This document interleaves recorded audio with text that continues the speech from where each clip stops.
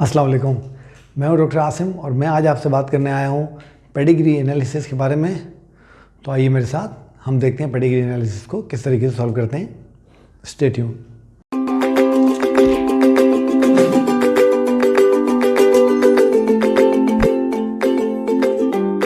अस्सलाम वालेकुम dear student, मैं हूं डॉक्टर आसिम और आप देख रहे हैं मेरा चैनल यूट्यूब के ऊपर डॉक्टर आसिम लेक्चर्स। और हम जब जेनेटिक्स की बात कर रहे थे तो मुझे बहुत सारे बच्चों ने रिक्वेस्ट की कि मैं पेडिग्री एनालिसिस के ऊपर भी कुछ बात करूं। तो मुझे नहीं पता है पेडिग्री आपको इतना तंग क्यों करती है। अच्छा, एक तो रीज़न उसकी ये हो सकती है कि शायद हमारा जो टेक्स्ट है, जो हमारी टेक्स्ट बुक है, उसमें पेडिग्री एनालिसिस शामिल नहीं है, इसलिए बच्चों को तंग करती है। बहरहाल कोई मसला नहीं, मैं आज आपसे बात करने आया हूँ पेडिग्री एनालिसिस की। तो पहले मैं आपको समझाऊंगा पेडिग्री क्या होती है, फिर हम उसके सिंबल को समझेंगे, फिर मैं आपको कुछ ट्रिक्स ऐसी बताऊंगा जिसकी मदद से आप पेडिग्री को जो है ईजिली स्टडी कर सकेंगे। और आखिर में जो इस लेक्चर का आखिरी पार्ट होगा उसमें मैं आपसे कुछ एग्जाम्पल्स इसकी डिस्कस करूंगा और हम देखेंगे पेडिग्री कितने आराम से सॉल्व हो जाती है। ठीक है, तो आइए टाइम ज़ाया किए बगैर हम लोग शुरू करते हैं। अच्छा देखिए, सबसे पहले हमें ये समझने की ज़रूरत है कि ये पेडिग्री होती क्या चीज़ है। ठीक है, पेडिग्री को सबसे पहले हमें समझना होगा कि पेडिग्री क्या होती है। तो देखिए पेडिग्री क्या होता है। It's a chart which show presence or absence of a genetic trait in a family across generations।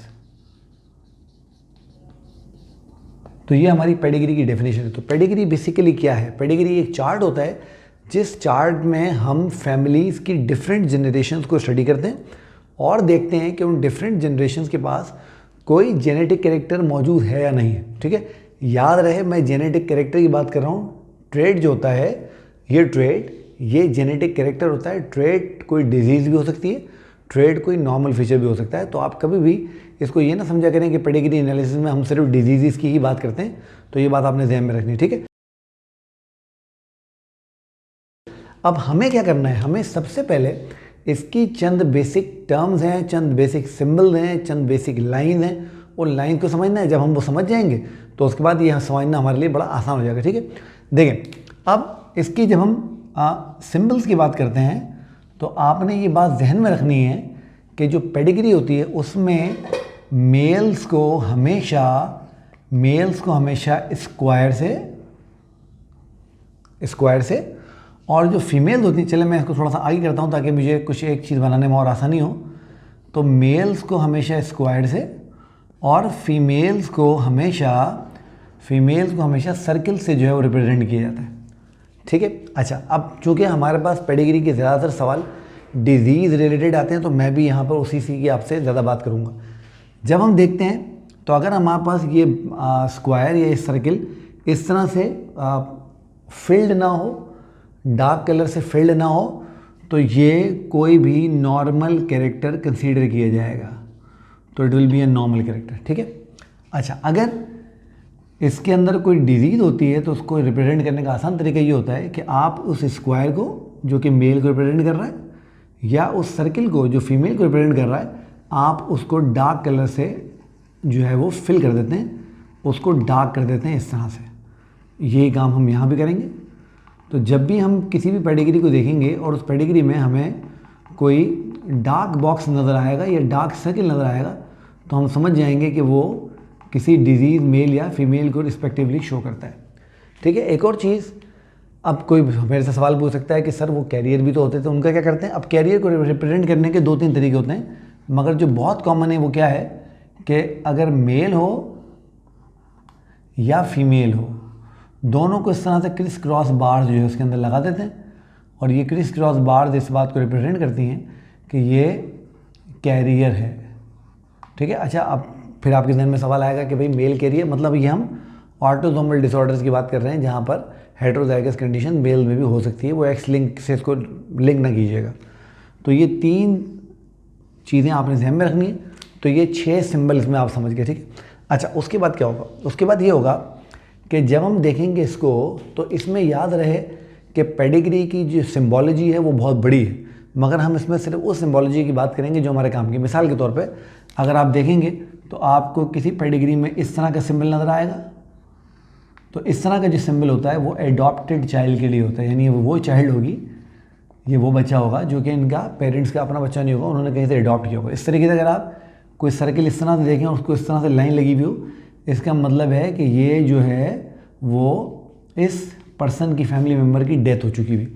तो इस तरह से और भी, मगर एक जो आपने याद रखना है वो क्या याद रखना है, अगर आप इस तरह का सिंबल देखें इस तरह से, यानी इस तरीके से दो लाइनें एक ओरिजिन से आ रही हों और उसके साथ दो फीमेल्स के सिंबल बने हुए हों, या कोई फ़र्क नहीं पड़ता उससे, दो मेल्स के सिंबल बने हुए हों, या एक मेल का और एक फीमेल का सिंबल बना हुआ हो इस तरह से, तो आपने याद रखना है कि ये जो लाइन है ये ट्विंस को रिप्रेजेंट करती हैं, क्योंकि हमें पता है इंसानों में कभी कभी बेबीज एक के बजाय दो भी हो जाते हैं, तो ट्विंस को इस तरह से रिप्रेजेंट करते हैं। अच्छा, अब होगा क्या, जब भी हम पेडिग्री बनाएंगे तो कैसे बनाएंगे ये ज़रा समझ लीजिए, फिर हम चलते हैं कुछ कंडीशन की बात करते हैं और फिर उसके बाद प्रैक्टिस करते हैं। देखिए, अब ये हमारे पास किसी भी फैमिली में ये हमारा मेंबर मेल मेंबर हो गया, इसको हम एक लाइन लगा के कनेक्ट कर देते हैं एक फ़ीमेल के साथ, ठीक है। अब ये लाइन चूँकि मेल और फीमेल को कनेक्ट कर रही है, ये वाली लाइन, इसलिए इस लाइन को याद कर लीजिए मैरिज लाइन कहते हैं। मैरिज लाइन यानी ये वो लाइन है जो रिप्रेजेंट कर रही है कि ये दोनों सेक्सुअली एक दूसरे से कनेक्टेड हैं, इनकी आपस में शादी हुई है, ठीक है। उसके बाद क्या होगा, जब ये मैरिड हो जाएंगे, इनकी शादी हो जाएगी, तो ऑब्वियसली इनको अल्लाह ताला औलाद भी देंगे। तो जब इनको बेबीज बॉर्न होंगे तो हम एक लाइन ऐसे लगाते हैं सीधी, और याद कर लीजिए इस लाइन को डिसेंट लाइन कहते हैं, यानी ये रिप्रेजेंट करता है कि जो जेनेटिक कैरेक्टर है वो डिसेंट हो रहे हैं किसके अंदर, बच्चों के अंदर। और उसके बाद आप देखते हैं एक और लाइन उसमें ऐसे आती है, और ऐसे आके उसके साथ फिर इस कपल के जो बच्चे होते हैं वो फीमेल भी हो सकती हैं और वो मेल भी हो सकते हैं, उनको जो है हम बनाते हैं, रिप्रेजेंट करते हैं इस तरह से, ठीक है, ऐसे होते हैं। तो ये जो लाइन होगी जो इन बच्चों को इस कपल के आपस में कनेक्ट कर रही है, ये वाली लाइन, इसको हम सिबलिंग लाइन कहते हैं। अब आपको ये बात भी मालूम है कि जो सिबलिंग होते हैं वो बहन भाई होते हैं, तो ये सिबलिंग लाइन हो गई, ठीक है।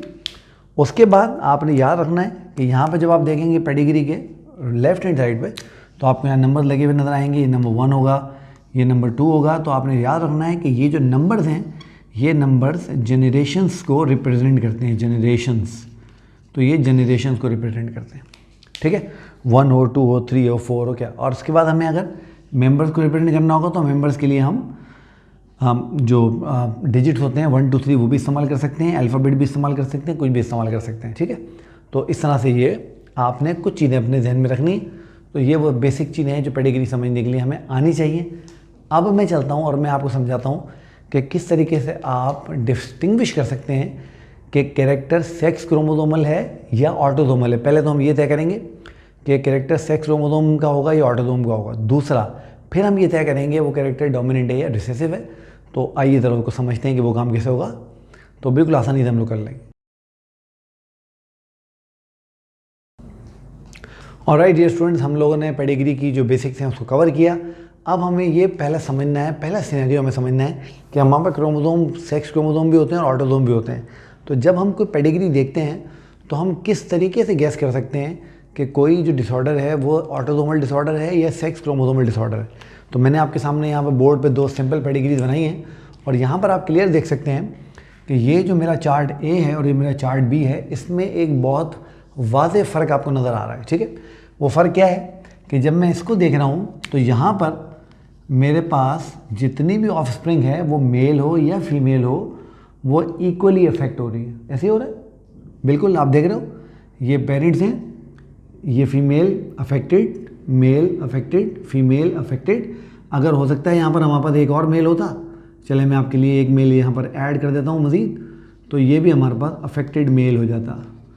तो यहाँ पर आपने क्या देखा कि यहाँ पर जो हमारी पेडिग्री में जो चीज़ हमें नज़र आ रही है वो ये नज़र आ रही है कि जो कैरेक्टर है वो मेल और फीमेल को इक्वली जो है वो मुतासर कर रहा है, इफेक्ट कर रहा है। इसके बरक्स आप यहाँ पे देखिए, जब आप यहाँ देख रहे हैं तो आपको क्लियर समझ आ रहा है कि इसमें जो फीमेल्स हैं वो स्पेयर हो गई हैं और जो मेल्स हैं वो अफेक्ट हो गए।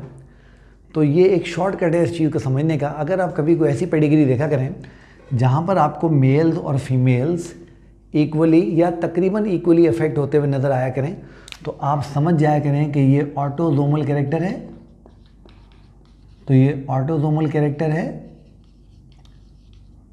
तो ऑटोसोमल कैरेक्टर में क्या होगा, इसमें जो मेल्स हैं, males and females are equally affected, ठीक है। तो ये एक इसका तरीका है समझने का। जबकि इधर जब हम देखेंगे तो ये सेक्स लिंक्ड कैरेक्टर है, क्योंकि ये एक पर्टिकुलर सेक्स को ज़्यादा मुतासिर कर रहा है, ज़्यादा इन्वॉल्व कर रहा है। जैसे आप देख रहे हैं यहाँ पर ये मेल्स को ज़्यादा मुतासिर कर रहा है। तो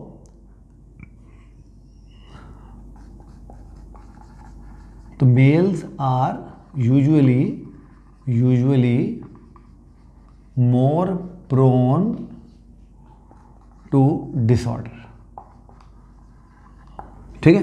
फीमेल भी हो सकती है, ऐसा नहीं फीमेल नहीं हो सकती, बट जब आप रेशो देखोगे तो वहाँ पर जो रेशियोज में आपको बहुत वाज़ेह जो है वो फ़र्क नज़र आना शुरू हो जाएगा। तो इस तरीके से आप किसी भी पेडिग्री को देख के ये गैस कर सकते हैं। और याद रहे, मैं गैस के वर्ड बार बार क्यों इस्तेमाल कर रहा हूँ, पेडिग्री एनालिसिस आप याद कर लीजिए 100% करेक्ट नहीं होती। बहुत सारे कंडीशन आप देखेंगे ऐसी होंगी कि जहाँ पर आप एक कंडीशन को ऑटोसोमल समझ रहे होंगे और वो सेक्स क्रोमोसोमल निकल आएगी, या आप सेक्स क्रोमोसोमल समझ रहे होंगे और वो ऑटोसोमल निकल आएगी। तो पेडिग्री एनालिसिस जो होती है वो 100% करेक्ट नहीं होती है। बात आपने याद रखनी, ये हमें एक बहुत बेस्ट गेस तो देती है, मगर ये 100% जो है वो ऑथेंटिक हम इसको नहीं मान सकते, नहीं कह सकते। कुछ कंडीशन में 100% ऑथेंटिक हो भी सकती है, बट ये हमेशा 100% जो है वो ऑथेंटिक नहीं होती। तो इस तरीके से आप सिर्फ जो है वो पेडिग्री को देख के ये जज कर सकते हैं कि ये सेक्स क्रोमोसोमल कैरेक्टर है या ऑटोसोमल कैरेक्टर, ठीक है।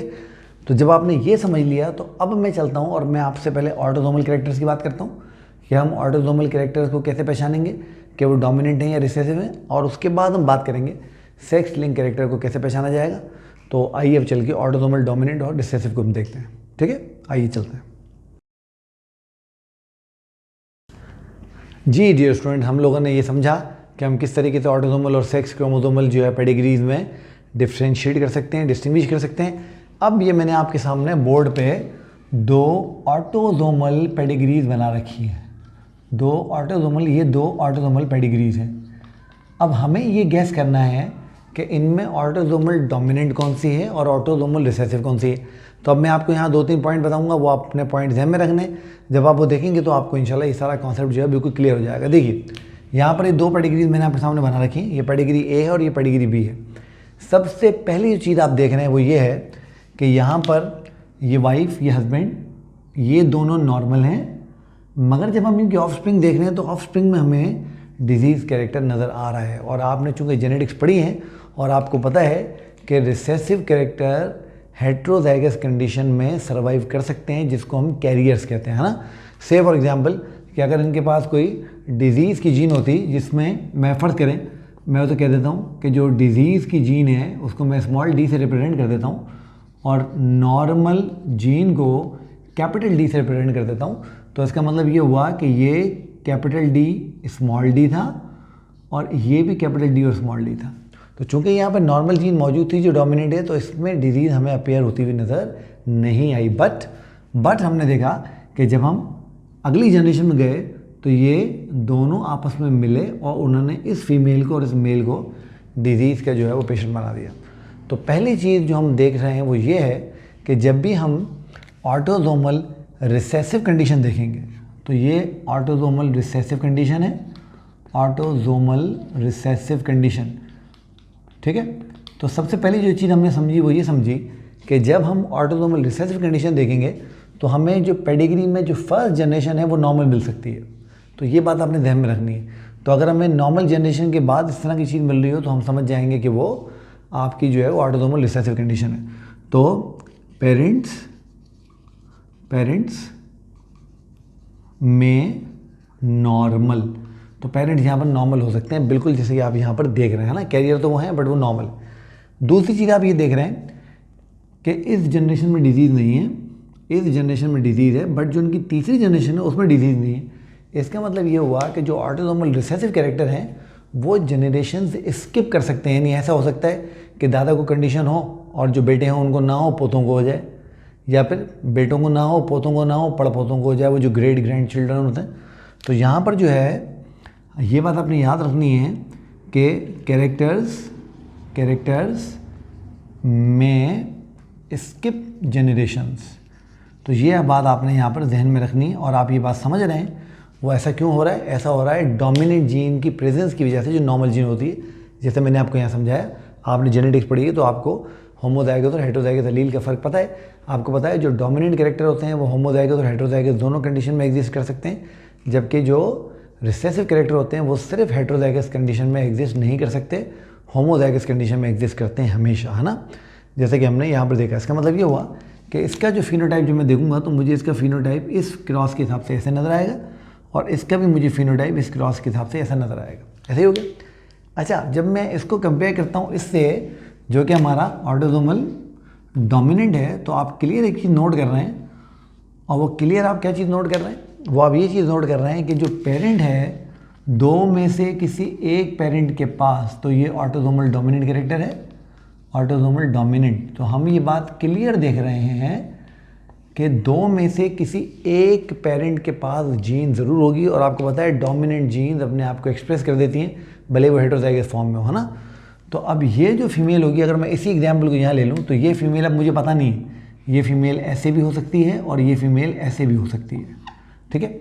अब यहाँ पर कंडीशन रिवर्स हो जाएगी।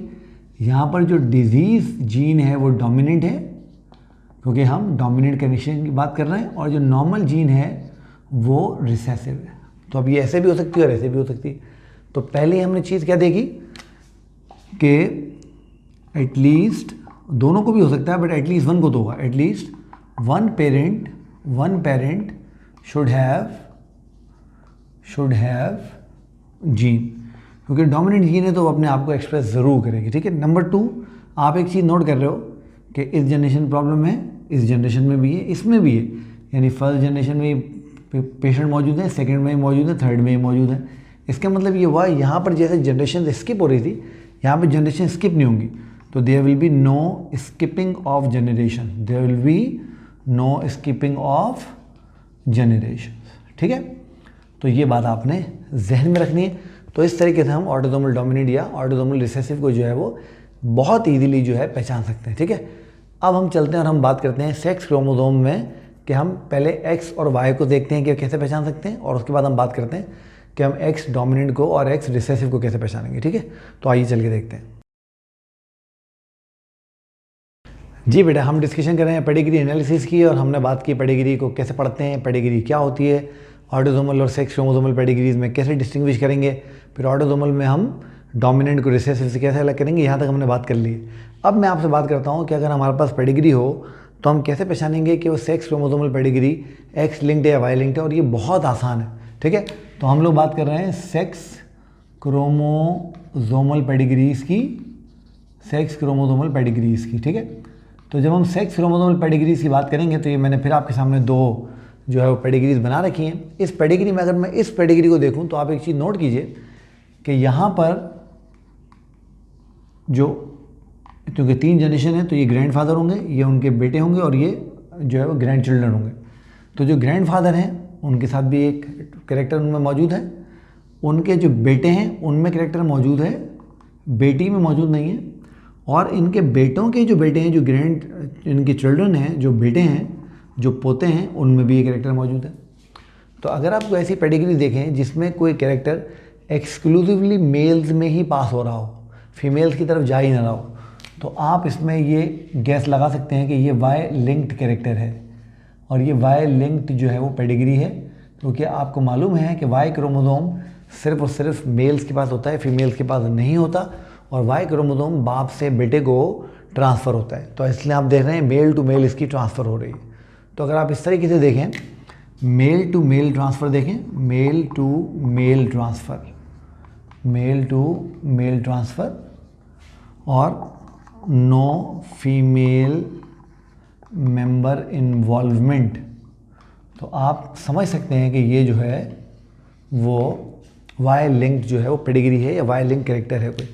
इस तरीके से जब हम देखें, जब हम इस पेडिग्री को जब मैं देख रहा हूँ आपके साथ, तो मुझे यहाँ पर नज़र आ रहा है कि ये मेल जो है वो अफेक्टेड है, और जो फीमेल है वो यहाँ पर हमें बताया नॉर्मल नज़र आ रही है, but actually she is a carrier. वो भी मैं आपको समझाता हूँ कैसे।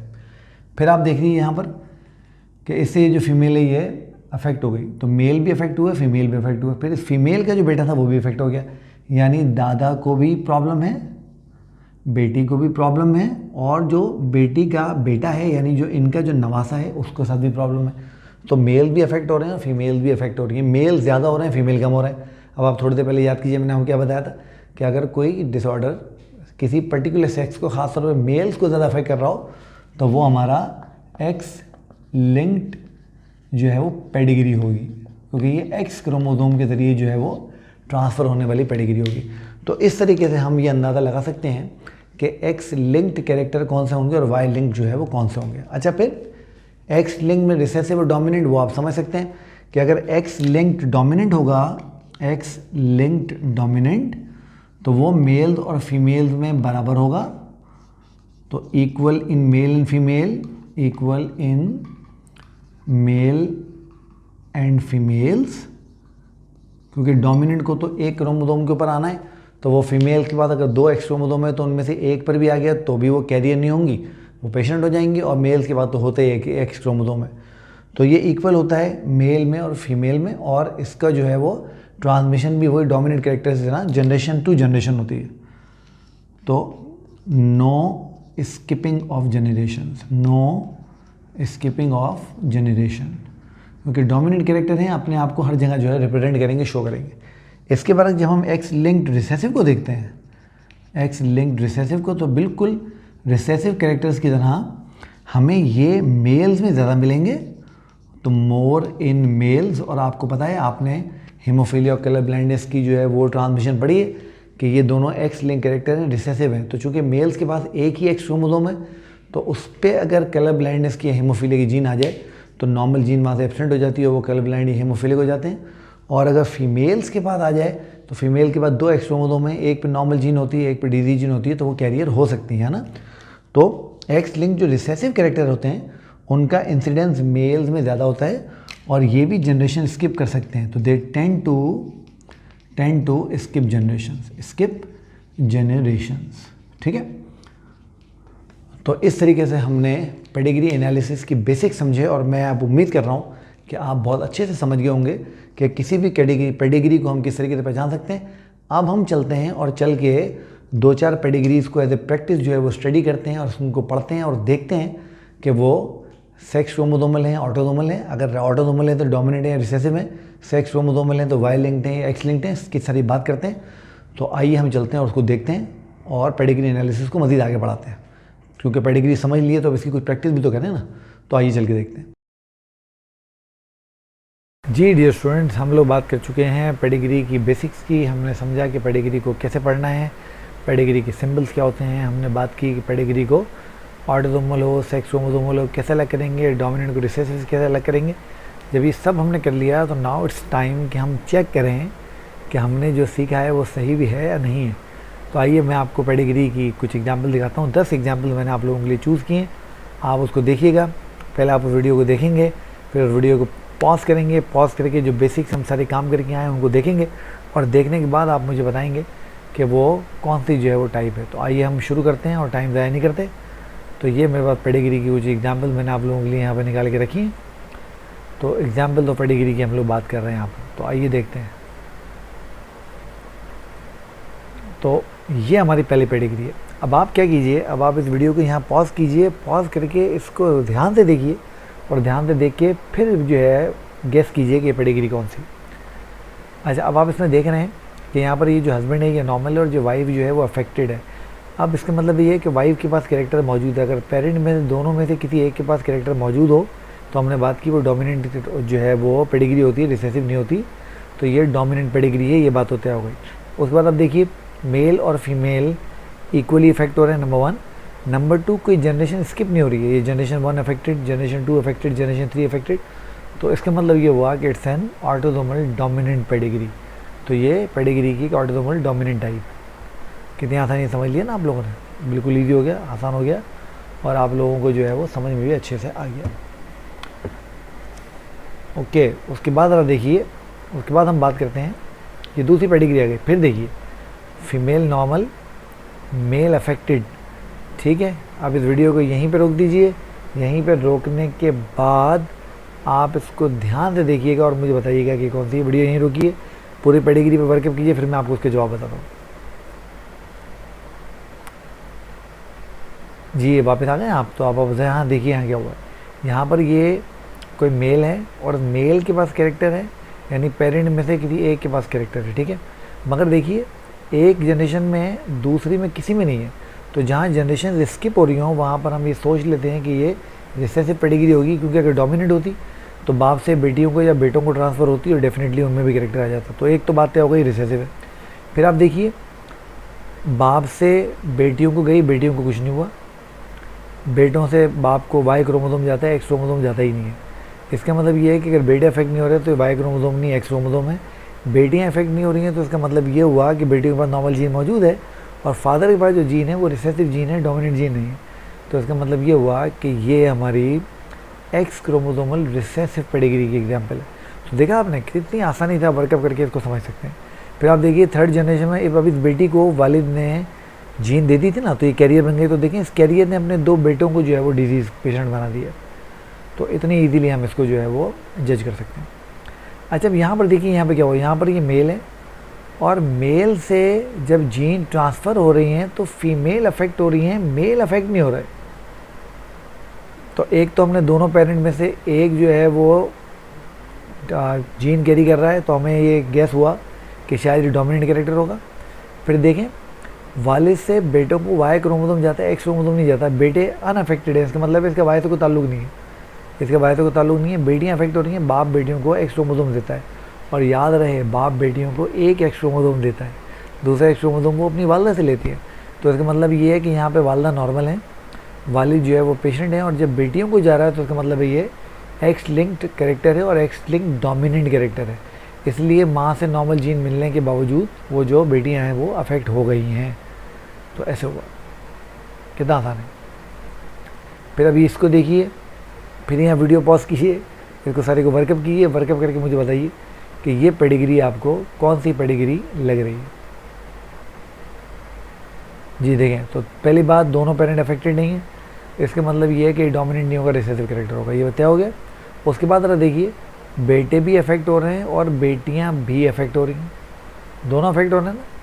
तो इसका मतलब ये हुआ कि ये ऑटोसोमल रिसेसिव कैरेक्टर है। एक तो जनरेशन स्किप हो गई, देखें ये जनरेशन स्किप हो गई और ये इस कपल की पूरी जनरेशन स्किप हो गई। तो ये ऑटोसोमल जो है वो रिसेसिव कैरेक्टर होगा। अच्छा इसको देखिए ध्यान से, पेरेंट में से एक के पास कैरेक्टर है तो डोमिनेट हो गया ना, तो अब ये डोमिनेट हो गया। अब हम देखें बेटियां भी इफेक्ट हो रही हैं, बेटे भी हो रहे हैं। अगर सेक्स लिंक्ड होता तो कोई एक होता, दोनों नहीं होते। तो यहाँ पर बेटियां बेटे दोनों इफेक्ट हो रहे हैं, तो ये प्रॉबेबली ऑटोसोमल डोमिनेंट पेडिग्री की एग्जांपल होगी। कितना आसान ना, बिल्कुल फ्लॉलेसली अब तो आप करते जा रहे हो भाई, ज़बरदस्त हो गया। अगेन देखिए कमाल की पेडिग्री है, आपको समझ आ रही है कि नहीं आ रही है। देखें वाइफ नॉर्मल, हस्बैंड के पास कोई कैरेक्टर है जो सिर्फ बेटों में जा रहा है, बेटियों में नहीं जा रहा है।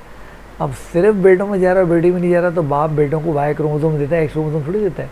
इसका मतलब है it's a bye link pedigree. इसलिए जब आप देख रहे हैं तो इन बेटों को अगर हम क्रॉस करते तो शायद इनके बेटों में भी हो जाता। जब बेटी को एक नॉर्मल मेल से क्रॉस किया गया तो उसकी जो ऑफस्प्रिंग है वो टोटल नॉर्मल है। तो इट्स अ वाई लिंक जो है वो पेडिग्री है ये। हाँ अब देखें ना, यहाँ पर देखें एक पेरेंट के पास कैरेक्टर है, दूसरे के पास नहीं है। जब पहली जनरेशन में कैरेक्टर आ गया तो ये प्रॉबेबली डोमिनेंट कैरेक्टर होगा, दूसरी जनरेशन स्किप नहीं कर रहा।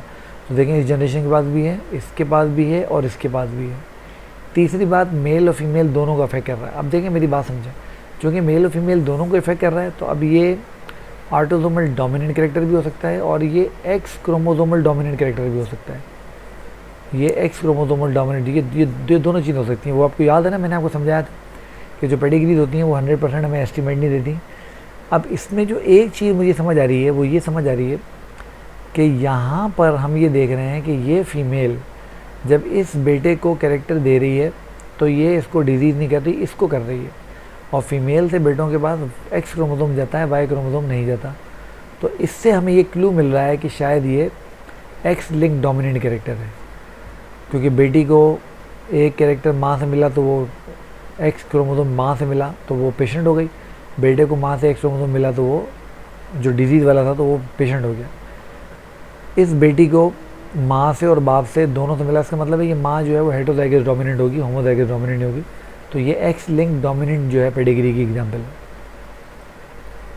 ये तो कहते हैं ना the cross speaks itself. Female character के साथ है, जनरेशन स्किप नहीं हो रही है, मेल फीमेल दोनों अफेक्ट हो रहे हैं। इसका मतलब क्या हुआ? वीडियो पॉज कीजिए, जवाब दीजिए। शाबाश, ऑटोसोमल डोमिनेंट, ये ऑटोसोमल डोमिनेंट कैरेक्टर है। लो कमाल हो। वीडियो पॉज कीजिए, इसको ध्यान से देखिए। ये तो खुद चिल्ला चिल्ला के अपने मुंह से कह रहा है कि मैं क्या हूँ। वीडियो पॉज कीजिए, बताइए क्या है जी। शाबाश। तो आप देख रहे हैं कि पेरेंट में किसी जनरेशन में नहीं है, तो जनरेशन स्किप हो रही हैं, 3 जनरेशन स्किप हुई हुई हैं, उसके बाद ये कैरेक्टर आ रहा है। तो इट्स इन शाबाश ऑटोसोमल रिसेसिव कैरेक्टर। जी हाँ, ऑटोसोमल रिसेसिव कैरेक्टर है। अगर एक्स लिंक रिसेसिव होता तो मेल में ज़्यादा चांस होते हैं, या मेल तो कोई भी इफेक्टेड नहीं, फीमेल इफेक्ट हो रही है, तो ऑटोसोमल रिसेसिव कैरेक्टर है जी। ये हमारी लास्ट जो है वो पेडिग्री है प्रैक्टिस की, जिसमें आप देख रहे हैं। और ये तो मेरे ख्याल है अपने आप को चिल्ला चिल्ला के बता रही है कि अब देखें यहाँ पर एक फीमेल है, उसके पास कैरेक्टर है, जनरेशन स्किप नहीं हो रही है, तो ये डोमिनेंट कैरेक्टर हो गया, ये बात तय हो गई। दूसरा, इससे मेल्स के पास भी जा रहा है और फीमेल्स के पास भी जा रहा है, तो अब ये ऑटोसोमल कैरेक्टर भी होता है, एक्स लिंक भी हो सकता है। अब हम कैसे पहचानेंगे? अगेन वही जो फार्मूला हमने पहले लगाया था कि जब इस फीमेल ने इसको एक्स क्रोमोसोम दिया तो ये नॉर्मल रहा, और इस बेटे को एक्स क्रोमोसोम दिया तो ये भी नॉर्मल रहा। तो इससे हम ये अंदाज़ा लगा रहे हैं कि ये एक्स लिंक्ड डोमिनेंट जो है वो पेडिग्री है। बट यहाँ पर जो एक्स लिंक डोमिनेंट पेडिग्री है ये अगेन हेटेरोजाइगस कंडीशन में है, होमोजाइगस कंडीशन में नहीं है। तो बेटा ये पेडिग्री थी। पेडिग्री मैंने आपको समझाया, आप मुझे बड़ी फरमाइश कर रहे थे, तो मैंने पूरा इसके ऊपर एक आपके साथ एक्सक्लूसिव कंटेंट जो है वो किया है। तो आप इसको देखिएगा, आपको कैसा लगा कमेंट्स में मुझे ज़रूर बताइएगा। साथ में अगर कोई क्वेश्चन आपके जहन में हो चल रहा हो तो वो भी मुझे ज़रूर बताइएगा। आप लोग मेरा चैनल देख रहे हैं, पसंद कर रहे हैं, लाइक कर रहे हैं, सब्सक्राइब भी कर रहे हैं, और माशाल्लाह चैनल मेरा बहुत अच्छा जा रहा है। उम्मीद से बढ़ के मुझे रिस्पॉन्स मिल रहा है अल्हम्दुलिल्लाह। तो इसी तरीके से चैनल देखते जाइए, सब्सक्राइब करते जाइए, लाइक करते जाइए, लोगों को बताते जाइए, अपने दोस्तों को बताते जाइए, ताकि सबका भला हो। मैं आपसे मिलूँगा नेक्स्ट टाइम किसी न्यू टॉपिक के साथ। टिल देन अपना बहुत सारा ख्याल रखिए। अल्लाह हाफ़िज़।